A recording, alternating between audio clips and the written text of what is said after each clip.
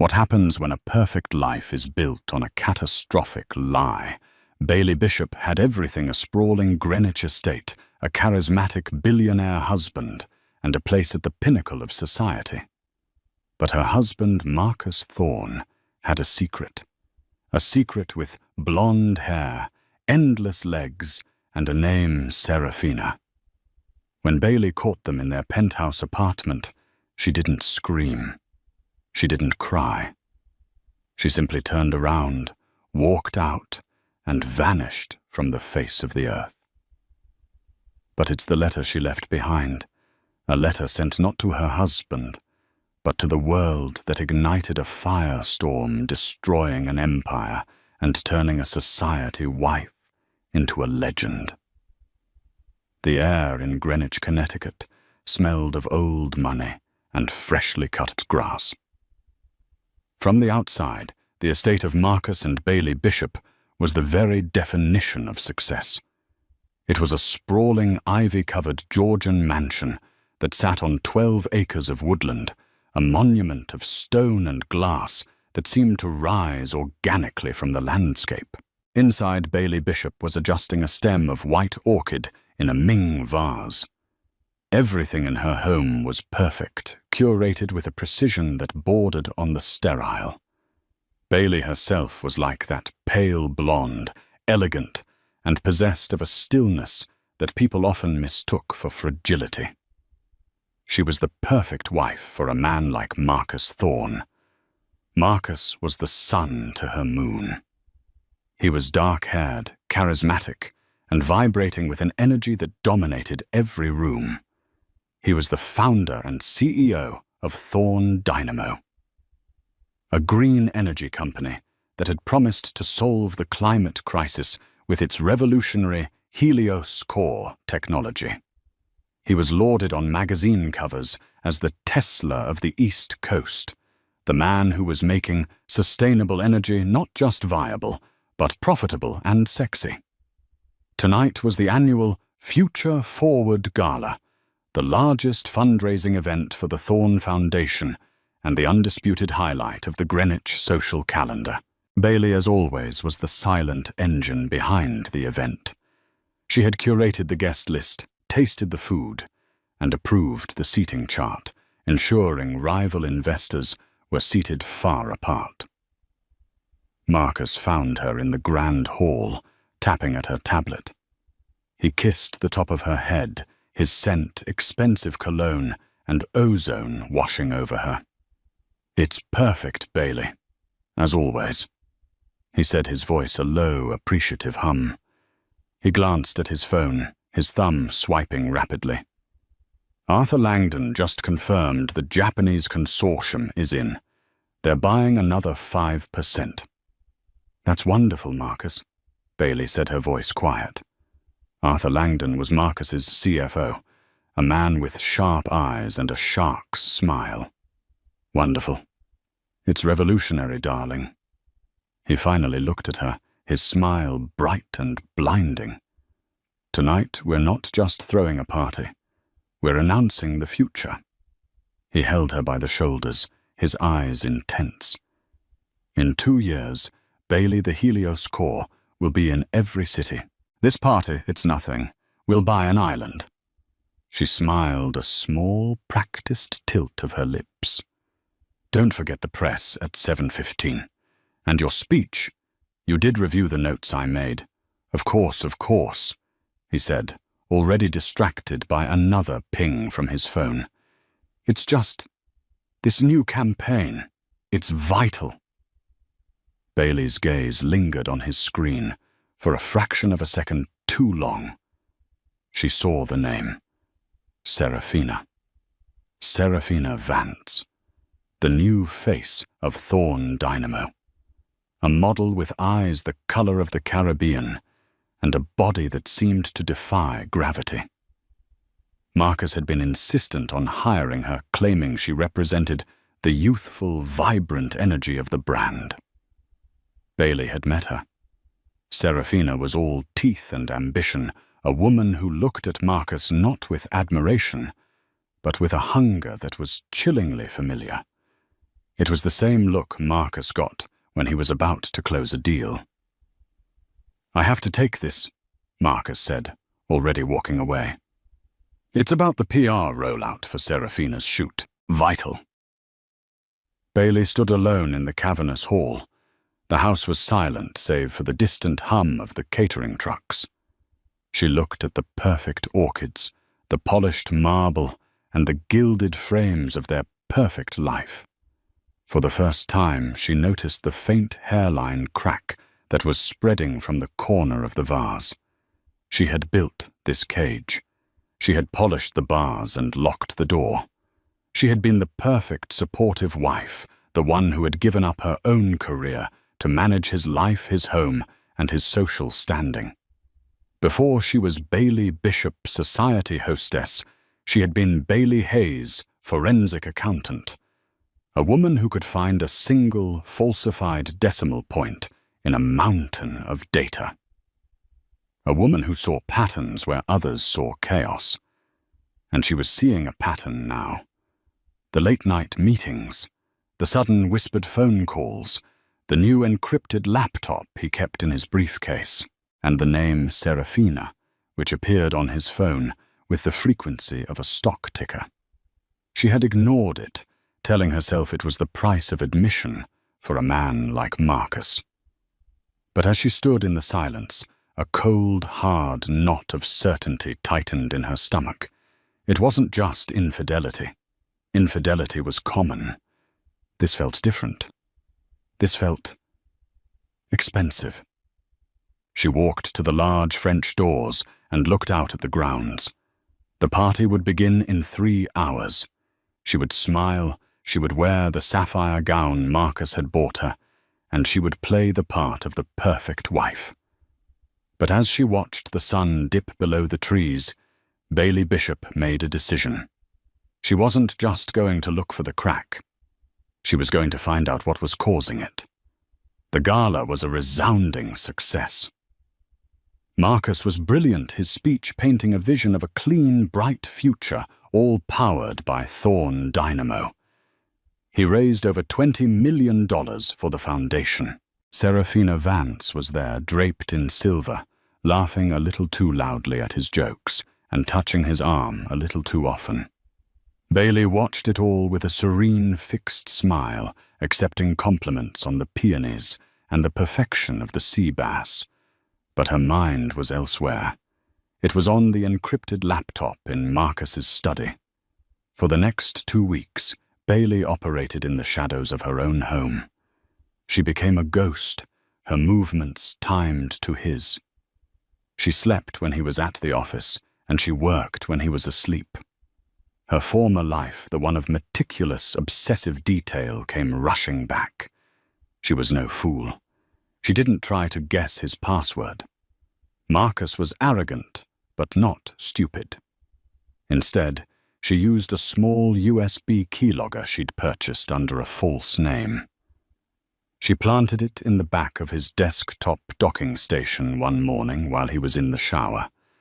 She waited 3 days. Then while he was at a board dinner, a dinner she knew via his car's tracker was at a downtown penthouse he kept for investors, she retrieved the drive. She didn't use her own computer. She went to the guest house to a machine she had purchased for cash and set up on a dedicated, untraceable internet connection. The file from the keylogger opened. It was a jumble of keystrokes. It took her an hour to sift through the noise to find the string of 24 characters he had used to access the encrypted laptop. Her fingers trembled as she typed it in. Helios Invictus 1025. The drive mounted. At first, it was what she expected. Memos, marketing plans, contracts. Then she found the folder labeled Personal. Inside a subfolder SV. It was a flood. Photos, videos, hotel bookings. Serafina Vance, not in the professional high-fashion shots from the campaign, but in hotel robes in his car, on his private jet. It was sordid and undeniable. Bailey felt a brief, cold sting, but she brushed it aside. This was just the symptom. She was looking for the disease. She left the SV folder and went deeper into the core financials. Marcus had always kept her separate from the real business, letting her manage the household books and the foundation, but never Thorn Dynamo itself. He said it was to protect her. She knew it was to control her. She opened a folder named Internal R&D. She found what she was looking for, not in a spreadsheet, but in a long chain of increasingly frantic emails between Marcus and a man she didn't know, a Dr. Evan Reed, former head of engineering. The first email, dated 6 months ago, was from Dr. Reed.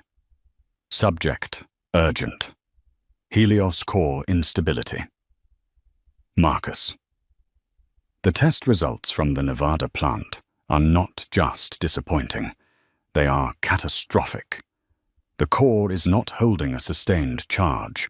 The output is 30% of what we've promised investors, and the containment field is showing stress fractures. We are faking the public data. This is not a bug. It's a fundamental design flaw. We have to halt the rollout and tell the board. Marcus's reply was ice cold. Evan, you are overreacting. The data is managed, not faked. We are in a delicate phase of investor confidence. Your job is to fix it, not to panic. Keep this between us. The chain continued for weeks. Dr. Reed becoming more desperate, Marcus becoming more threatening. The final email was from Arthur Langdon, the CFO, sent to Marcus.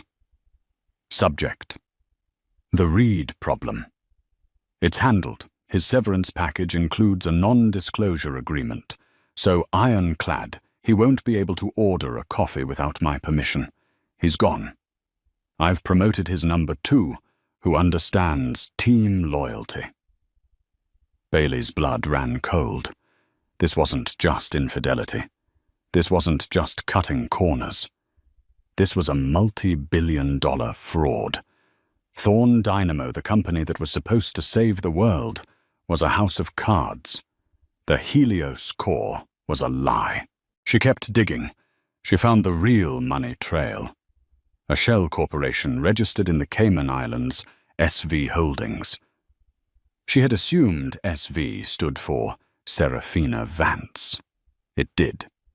But it was worse than she thought. Marcus wasn't just paying for his mistress. He was laundering money through her. He had awarded Serafina's modeling agency, a company she'd founded 3 months ago, an exclusive $50 million marketing contract. From there, the money was being funneled from SV Holdings into private offshore accounts. He wasn't just cheating on Bailey. He was cheating the company, siphoning off investor capital into a personal slush fund, using his mistress as the cutout. He was planning to cash out. The stock was at its peak.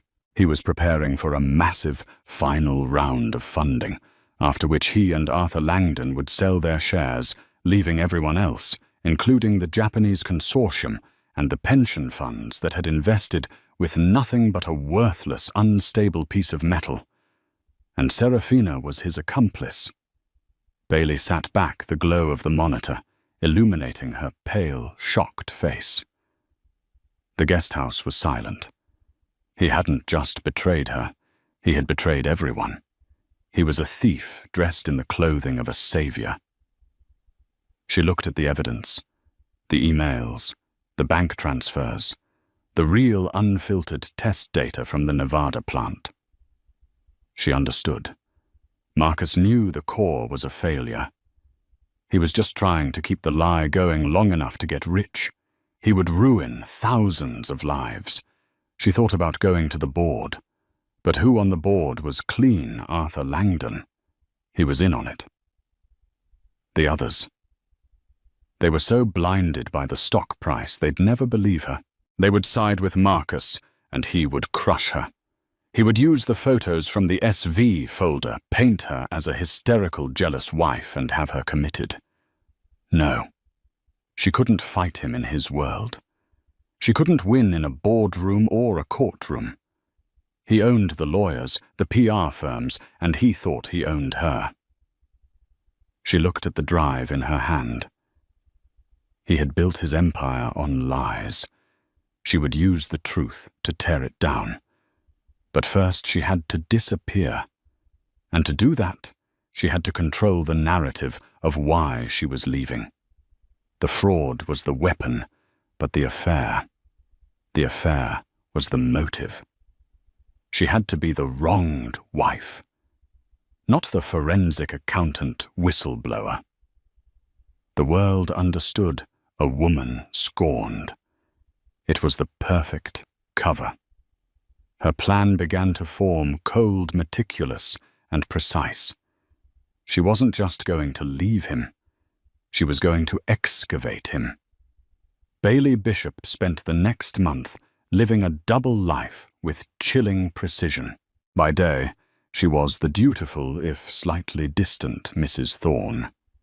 She organized his dinners, scheduled his appointments, and nodded serenely when he told her he'd be working late. By night, she was Bailey Hayes, the analyst. She didn't just copy the files from his encrypted drive. She downloaded everything. The company's entire financial history, the falsified engineering reports, the secret contracts, and the damning email chains. She duplicated them onto 5 separate encrypted military-grade hard drives. Next, she began the slow, methodical process of liquidation. She had maintained her own brokerage account from her pre-marriage days. She had been a savvy investor. Over the years, she had also been the primary manager of their household accounts, which Marcus in his arrogance saw as play money, but which she had grown into a substantial 7-figure sum. She began moving assets, not in large, suspicious chunks, but in a quiet, steady stream. She transferred the funds through a series of shell corporations she'd built herself over the past 2 weeks, ending in a secure, anonymous bank in Switzerland. A bank that valued privacy above all. She was careful. She took only what was legally hers, her own investments, the money she'd inherited, and the pre-stipulated amount from their prenup. She left his money, the money from Thorne Dynamo, untouched. She wasn't a thief. She was a witness. She secured a new passport and identity. It was expensive dealing with specialists in the digital dark arts, but she paid in untraceable cryptocurrency. She was no longer Bailey Bishop. She was to become Anna Kessler, a German art historian. She studied Marcus's calendar. She knew he kept a penthouse at the new, obscenely expensive 111 West 57th Street in Manhattan. He'd told her it was for entertaining foreign investors. Her tracking of his credit cards told her it was for entertaining Serafina Vance. She found the date, Friday, June 10th. He had told her he was flying to Tokyo for an emergency meeting with the consortium. His flight records, which she'd accessed via his travel rewards account, showed he was flying nowhere. His calendar, however, showed a 7 p.m. reservation at Per Se and a $5,000 order from a high-end lingerie boutique to be delivered to the penthouse. That was the day. She spent that Friday finalizing her exit. The 5 hard drives were packaged. One was sent by secure courier to a bank vault in Zurich. One to a law firm in London she had vetted with a dead man's switch instruction.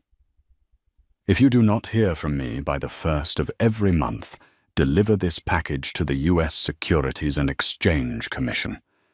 The remaining 3 were for later. At 6:00 p.m. she left the Greenwich estate. She didn't pack a bag.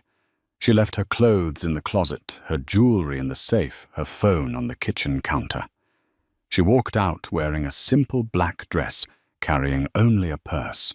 Her car was left in the garage. She took a prepaid car service into Manhattan. At 7:30 p.m., she walked into the shimmering lobby of 111 West 57th Street. She didn't need a key.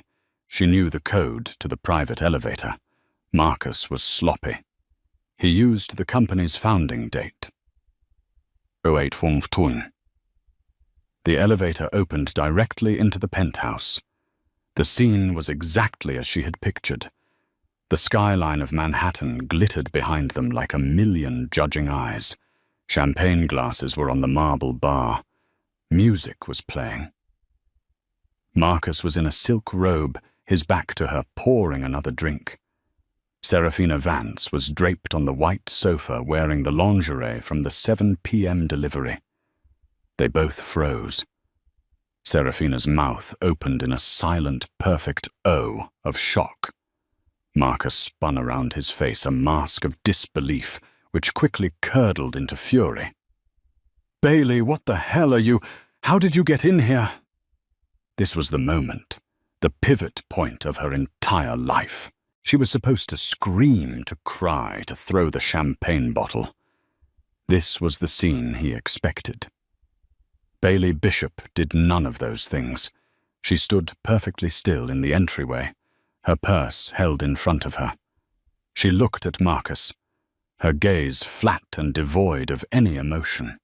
She looked at Serafina, taking in the scene with the dispassionate air of an inspector.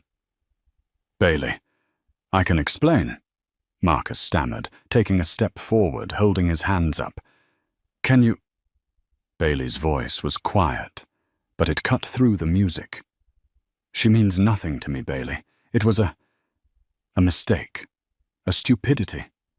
It's the pressure, the business." Bailey let the silence hang. She watched him squirm, this great man, this savior, reduced to the most pathetic cliché in the book. Serafina, recovering her composure, stood up, clutching the silk robe around her. "You shouldn't be here," she said, her voice hard. Bailey finally moved. She walked past Marcus, ignoring him completely. She went to the floor-to-ceiling window and looked down at the city. "It's a beautiful view," Bailey said. "All of it, built on sand." "Bailey, listen to me." Marcus pleaded, his voice now tight with irritation. "Let's go home. We can talk about this. We can fix this." Bailey turned to face him. Her expression was one of profound, bottomless pity. "Fix it," she said. "Oh, Marcus, you can't fix this." She looked at Serafina. "He's been lying to you too, you know. That $50 million marketing contract, that isn't for you. It's for him. SV Holdings is his escape hatch. You're just the packaging." Serafina's face went white. Marcus's panic turned to ice. The jig was up, but not the one he thought. What have you been doing, Bailey, snooping in my affairs?" "Affairs, yes," Bailey said. "Both kinds." She turned back to the door. "Bailey, you are not walking out on me," Marcus shouted, his voice echoing in the minimalist room. "You are nothing without me. I made you. You walk out that door, I will destroy you. I will leave you with nothing." Bailey paused at the elevator, her hand on the call button. She turned, and for the first time she smiled. It was a terrifying, hollow thing. "You're right, Marcus. I am leaving you with nothing." She stepped into the elevator. "Bailey!" he roared, lunging for the closing doors, but they sealed shut, reflecting his furious, terrified face back at himself. The elevator descended smooth and silent. Bailey Bishop walked out of the lobby into the warm June night and vanished. Marcus Thorne's fury lasted for exactly 12 hours. He tore the penthouse apart, screaming at Serafina to get dressed and get out. He drove back to Greenwich at 2 a.m, half expecting to find Bailey there with a fleet of lawyers. The house was dark, silent. He stormed into their bedroom. "Bailey?" Nothing. Her clothes were in the closet. Her wedding ring was on the nightstand, placed neatly beside a copy of the Odyssey. He checked the study. Her laptop was there. He checked the safe. The blood drained from his face. It was empty. Not just her jewelry, not just the emergency cash. The spare checkbooks were there, but the ledgers were gone. The small black notebooks where she meticulously tracked the household finances. And the hard drives. The backup drives from his personal safe, which he'd thought were secure. He staggered back. No. He ran to his own study. He powered up his main computer. He tried to log in to the company's secure server from his home terminal. Access denied. He tried again. Access denied. User profile M. Thorne. Privileges revoked. What is this? He tried to log into his personal offshore accounts, the ones he'd set up with Arthur Langdon. Account frozen. Pending security verification. A cold, visceral terror, an emotion Marcus hadn't felt since he was a child, gripped him. This wasn't a wife leaving. This was an extraction. He called his office. It was Saturday morning. No one answered. He called Arthur Langdon. It went straight to voicemail. He called the head of his IT department. "Damien, it's Marcus. Someone has locked me out of the server. I think we've been breached. I need you to... Mr. Thorne." Damien's voice was shaky.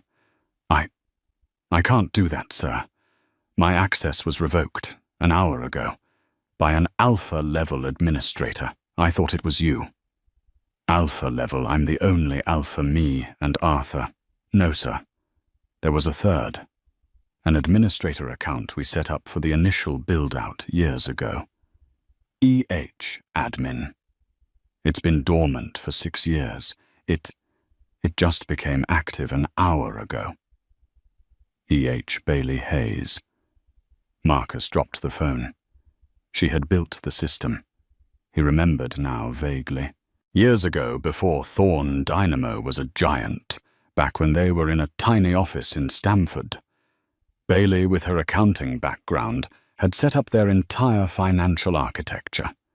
He'd phased her out as the company grew, bringing in real executives like Langdon. He'd forgotten she still had the skeleton keys. She hadn't just copied the data. She had locked him out of his own kingdom. He spent the next 5 days in a blur of mounting panic. He couldn't call the police. What would he say? My wife ran away and took all the evidence of my corporate fraud. He couldn't call his investors. He couldn't call the board. He was blind, trapped in his own glass mansion. He was an emperor with no clothes, and he was beginning to realize no empire. He hired a private investigator, a brutal, expensive man named Gavin Rook, who specialized in discreet retrievals. "Find her," Marcus growled, pacing his study. "She's unstable, hysterical. She took things that don't belong to her." Rook was unimpressed. "She took money. She took data. Sensitive data. Proprietary. And she's your wife. So she's angry. She'll be at a spa in Arizona or a friend's place in the Hamptons. She'll run out of money and come back." "You don't understand," Marcus hissed, his hands shaking. "You need to find her now." For a week, there was nothing. Rook's team hit brick walls. Bailey Bishop had not used a credit card. She had not used her passport. Her phone was still on the kitchen counter. She did not exist. Then on the 8th day after her disappearance, Marcus Thorne's world ended. It didn't start with a phone call. It started with a sound. The sound of a helicopter. He looked out his window and saw a black, unmarked helicopter landing on his perfect front lawn. Men in dark suits with FBI and SEC emblazoned on their vests poured out. At the same time, the gates to his estate, the gates she had the codes for, swung open, and a convoy of black SUVs sped up the driveway. His phone began to scream. It was Arthur Langdon. "Marcus, they're here." The feds are everywhere. They're raiding the office. They have warrants. Marcus stood frozen, his coffee cup slipping from his hand and shattering on the floor. A sharp, metallic rap echoed through the hall. "Mr. Marcus Thorne, this is the FBI. We have a warrant for your arrest." He didn't move. He just stared at the front door as it was breached, splintering off its hinges. Where was she? How could this? And then his personal assistant, hysterical, called him. "Mr. Thorne, Mr. Thorne, the letter. It's everywhere. It's on the news. The Wall Street Journal. The New York Times. Oh my God. Mr. Thorne, what did you do?" The letter did not arrive by email. At 9:01 a.m. That morning, precisely as the stock market opened, simultaneous packages were delivered by bonded courier to the editor-in-chief of the Wall Street Journal, the head of the SEC's Enforcement Division, and the Attorney General for the Southern District of New York. Each package contained 2 items, a slim 12-page bound letter and a single black encrypted hard drive. The letter was printed on thick watermarked paper. The title on the front, in simple, elegant serif font, read, "An open letter regarding the insolvency and criminal fraud of Thorne Dynamo Inc." It began, "To the investors, employees, and the public trust, my name is Bailey Hayes Bishop. For the past decade, I have been the wife of Marcus Thorne, the celebrated founder of Thorne Dynamo. While the world knew me as a hostess, my husband knew me as his first accountant. It was I who built the financial architecture of his company. It was an architecture he later used not to build a future, but to orchestrate one of the largest corporate deceptions in modern history.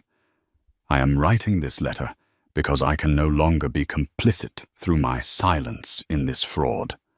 Thorne Dynamo is a lie. The Helios core does not work."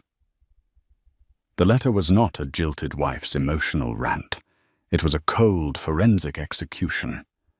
In precise numbered sections, Bailey laid out the entire conspiracy. She detailed the Reed problem, including the suppressed engineering reports from Dr. Evan Reed, who she noted was fired and silenced for telling the truth. She detailed the falsified data that was being fed to investors, showing a 300% performance exaggeration. She detailed the shell corporation SV Holdings and its true purpose.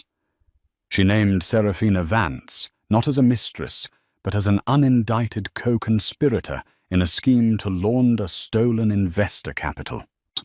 She detailed the imminent plan by Marcus Thorne and CFO Arthur Langdon to initiate a final round of funding, which they intended to use as exit liquidity before selling their shares and bankrupting the company.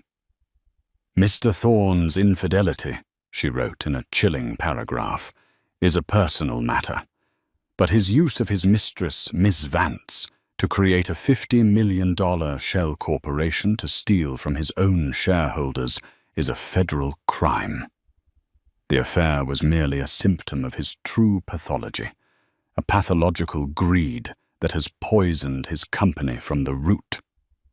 The Wall Street Journal editor, a woman named Clara Jensen, read the letter with her heart in her throat. It was the biggest story of the year, possibly the decade. It was Enron Madoff and Theranos rolled into one. Get me everyone," Clara stammered to her assistant. "Get our tech team, our legal team, and our financial crimes unit. Now. We have to verify this." They didn't have to wait long. At the bottom of the letter was the final devastating blow. "The enclosed hard drive," Bailey wrote, "contains the entirety of Thorne Dynamo's internal servers. It includes the original unaltered engineering data from the Nevada plant, the full email and text message history of Mr. Thorne and Mr. Langdon, and the complete unredacted bank records from SV Holdings and their associated offshore accounts. The password for the drive is Dreven Reed was right. I have taken these steps because I am in fear for my life.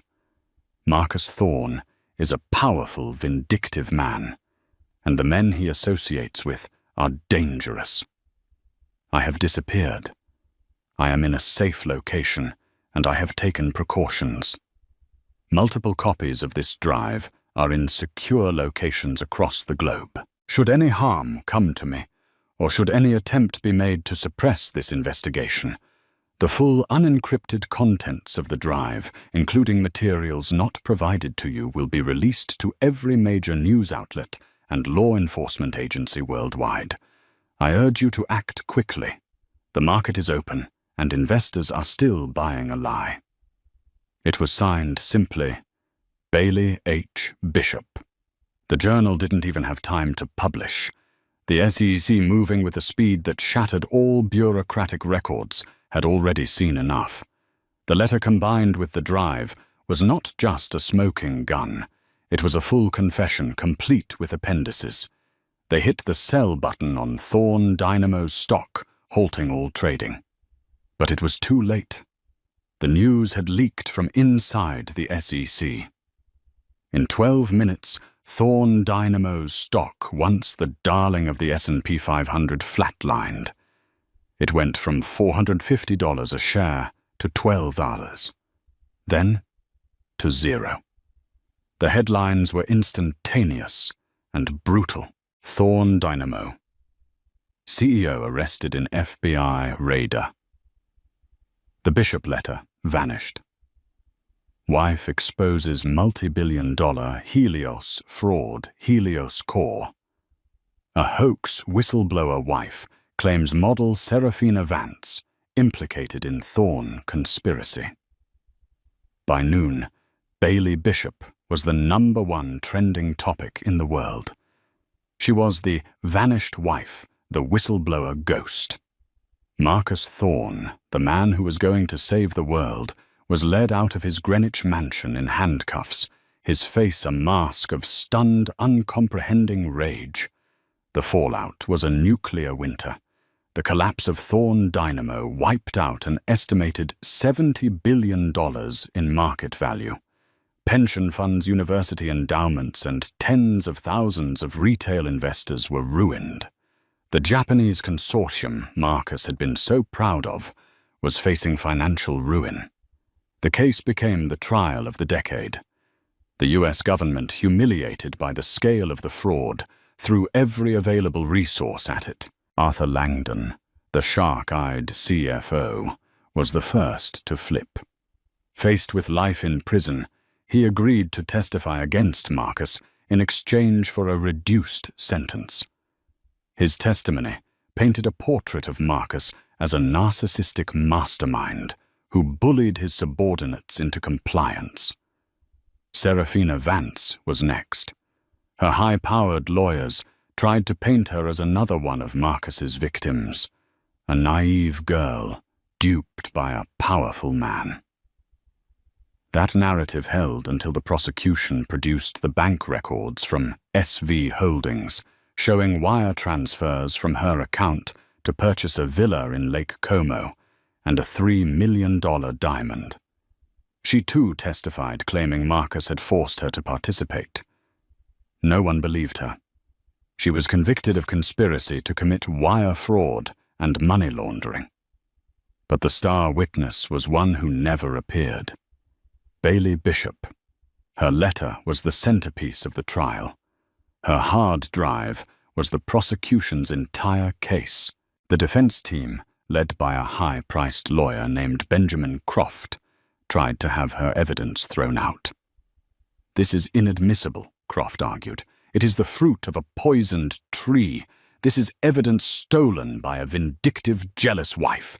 She broke into his computer. She stole his private property. This is a revenge fantasy, not a legal case."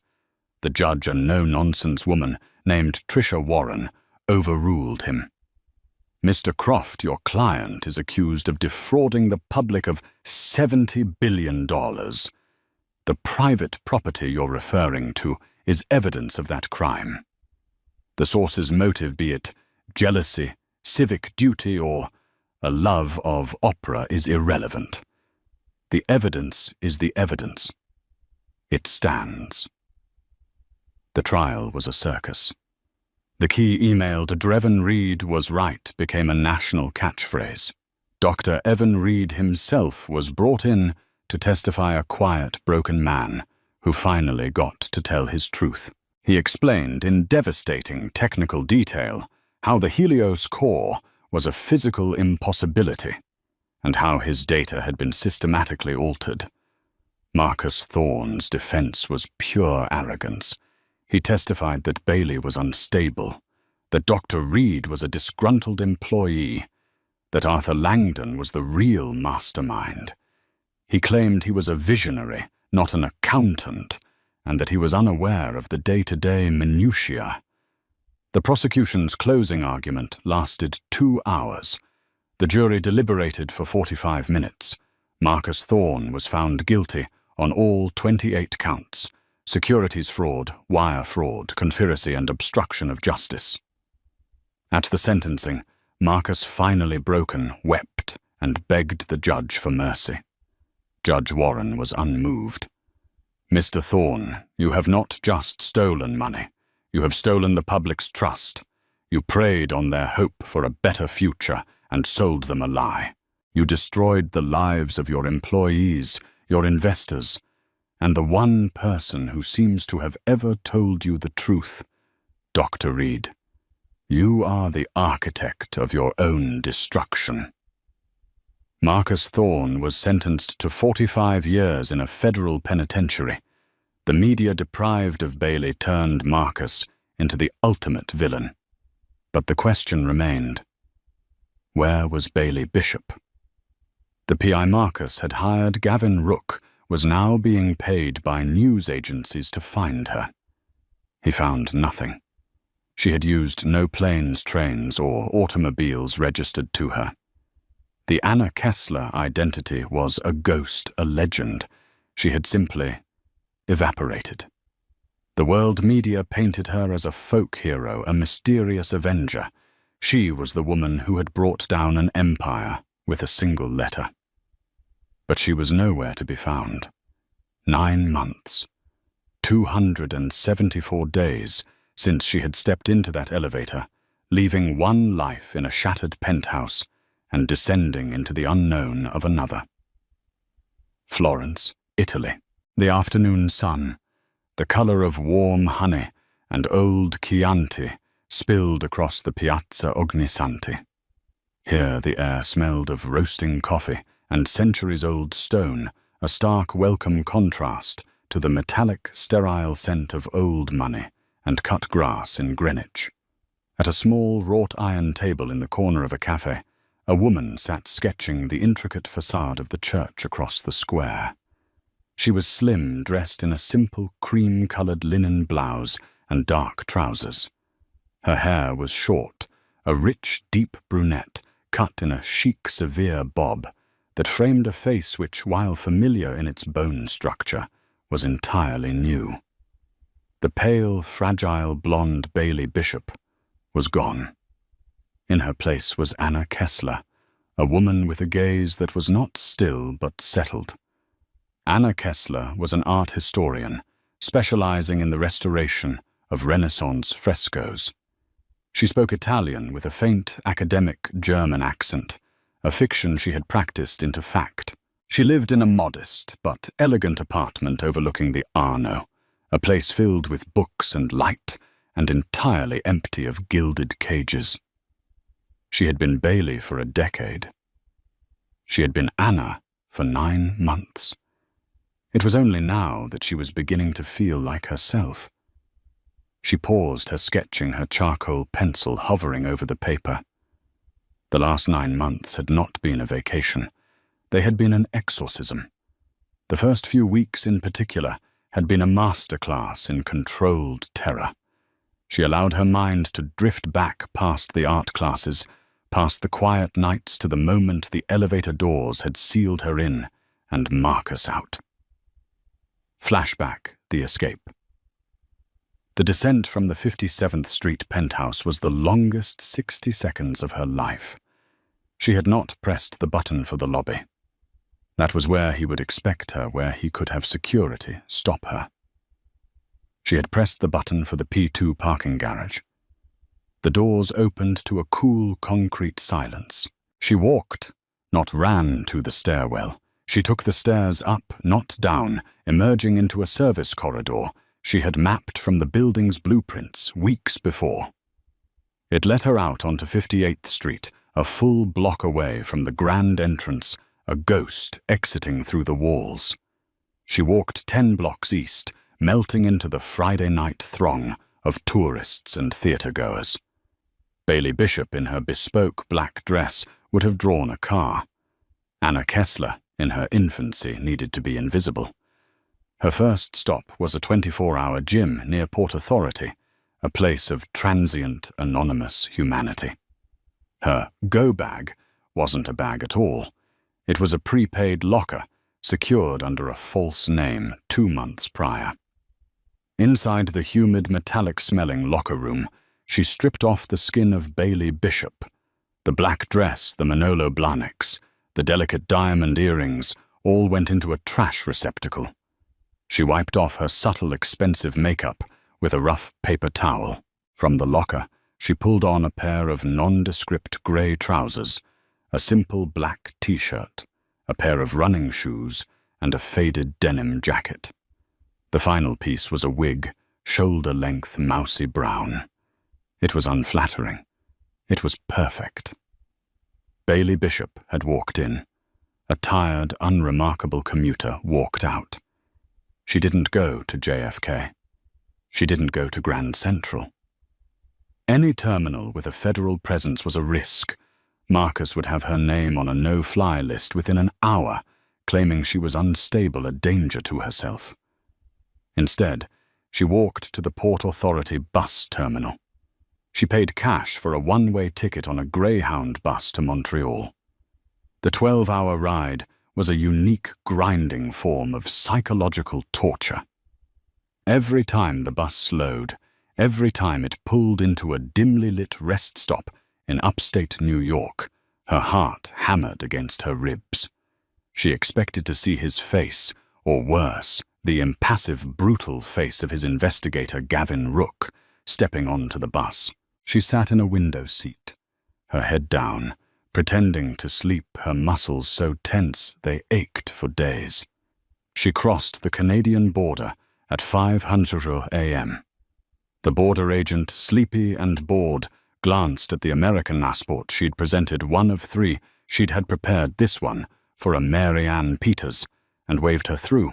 In Montreal, she went to a small independent bank where she had a small, clean account. She withdrew $10,000 in cash, then went to a different bus station and bought a ticket to Toronto. From Toronto, she finally used her real forged identity. She walked into Pearson International Airport, not as Bailey or Mary Ann, but as Anna Kessler, a German citizen with a pristine passport, a backstory, and a one-way ticket to Geneva, Switzerland. She had spent the next 7 days in a small, clean, anonymous hotel room in Geneva, a stone's throw from the bank that held her new life. Those 7 days were the true test. She had lit the fuse. Now she had to wait for the explosion. She lived on room service, watching the world through a secure, encrypted laptop. She had one open line of communication, a Proton Mail account connected to Mr. Alastair Finch, the quietly ruthless senior partner at her chosen London law firm. She had sent her single pre-arranged message. Subject: the Nightingale is in the nest. The package is live. If you do not receive a stand down command by 0800 GMT, Friday 17th, you are to execute instructions per our agreement. No further contact will be made. For a week, the financial news was silent. Thorn Dynamo stock was at an all-time high. Marcus was on the cover of Forbes again. She felt a sickening lurch. Had she miscalculated? Had he found the breach? Had he somehow covered his tracks? Invalidated her evidence and was even now sending Rook to hunt her down. She didn't sleep. She just watched the stock ticker. Then on the morning of the 8th day it happened. She was watching Bloomberg when the red banner flashed across the bottom of the screen. TRNE. Trading. Halted. Pending news. Bailey's breath hitched. She stared unblinking. The ticker vanished. The screen cut to a breaking news anchor, his face grim. We are getting astonishing unconfirmed reports from New York. Federal agents from the FBI and the SEC are conducting a massive coordinated raid on the Greenwich, Connecticut estate of billionaire Marcus Thorne, as well as the Manhattan headquarters of Thorne Dynamo. The anchor's voice faded. Bailey looked down at her hands. They were shaking a violent, uncontrollable tremor that seemed to come from her very bones. And then she saw it. Her letter. A journalist was holding it up, reading excerpts aloud. A multi-billion-dollar fraud. The Helios core does not work. My name is Bailey Hayes Bishop. She was real. It had worked. She watched mesmerized as the anchors, the pundits, and the financial analysts tried to comprehend the scale of it. They showed the footage Marcus, his face a mask of purple apoplectic rage, being led in handcuffs from his marble-floored hall. They showed Serafina Vance looking cheap and terrified, being taken from her penthouse. Bailey did not feel joy. She did not feel triumph. She felt the catastrophic, agonizing release of a 10-year-old tension. It was the sound of a load-bearing wall finally crumbling. She leaned over the hotel room desk and was physically ill. When it was over, she stood up, washed her face, and deleted the email account. She packed her single bag, walked out of the hotel, and went to the bank. She accessed the Swiss vault, retrieved her remaining funds, and boarded a train. Not to Rome or Paris or London, too obvious. She went to Florence, a city of rebirth, a city where masterpieces were made lost and painstakingly restored. Present day. Piazza Ognissanti. Anna Kessler closed her sketchbook. The memory of the escape had lost its sharp, terrifying edge. It was now just a story. A waiter set a small, folded newspaper on her table. La Repubblica. She nodded her thanks. The headline was stark, the photo all too familiar. Marcus gaunt and grey, his bespoke suit replaced by an ill-fitting prison jumpsuit, stared blankly from the front page. The Wall Street typhoon sentenced to 45 years. She read the article dispassionately. It detailed his final weeping plea for mercy. It detailed the judge's blistering condemnation. It mentioned the thousands of lives ruined, the pension funds obliterated. It mentioned her la moglie scomparsa, the vanished wife. The mysterious, heroic whistleblower who had brought him down and disappeared, a modern-day folk legend.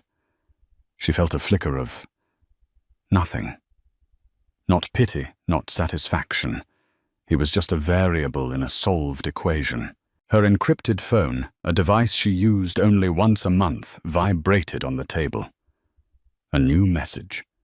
It was from Alistair Finch. Subject Phase 2. Complete. Madam, the U.S. government has finalized the SEC Victim Compensation Fund.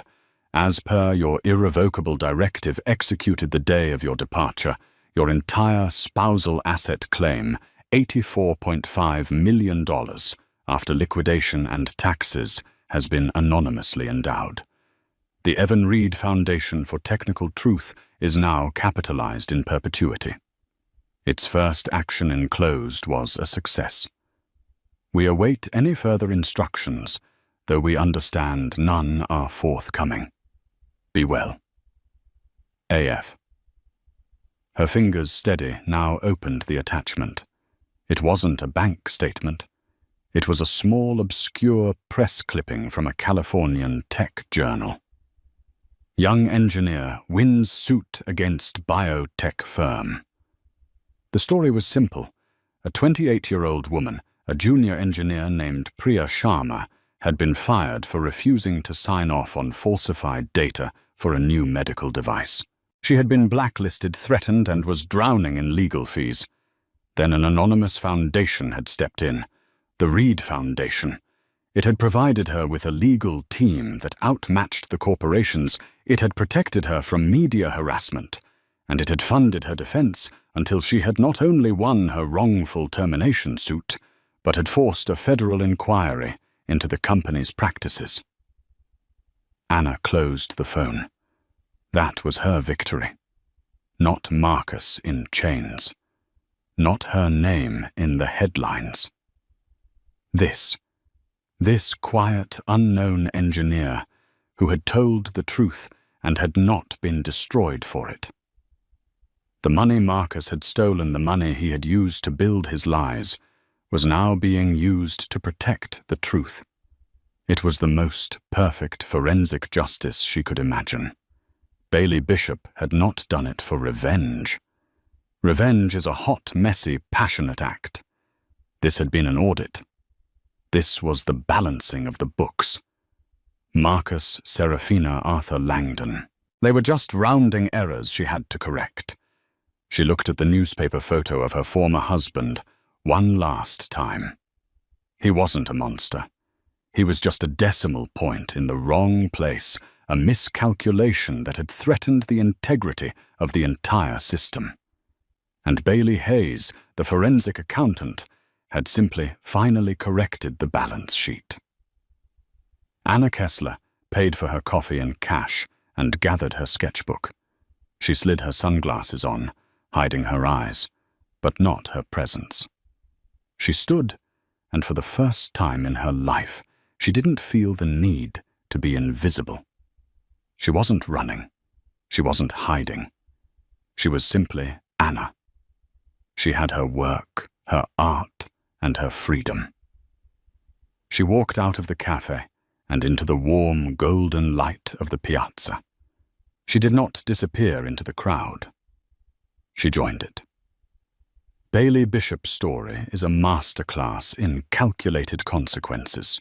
She proved that the quietest person in the room is often the most dangerous, and that the truth, when weaponized correctly, can topple any empire. But what do you think? Was Bailey a hero? A whistleblower who served justice, or was she a vengeful woman who took the law into her own hands? Did Marcus and Serafina get what they deserved? We want to hear your take on this incredible real-life drama. Drop your thoughts in the comments section below. If you love stories of complex characters, shocking twists, and justice served cold, please hit that like button. Share this video with someone who needs to see it, and most importantly, subscribe to our channel for more true life stories that are stranger than fiction. Don't forget to ring that notification bell so you're the first to know when our next story drops.